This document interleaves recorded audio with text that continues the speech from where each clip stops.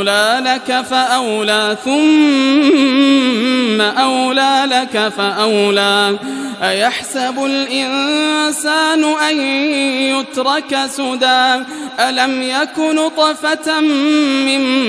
مني يمنى ثم كان علقة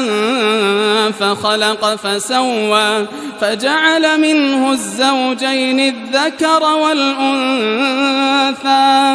أليس ذلك بقادر على أن يحيي الموتى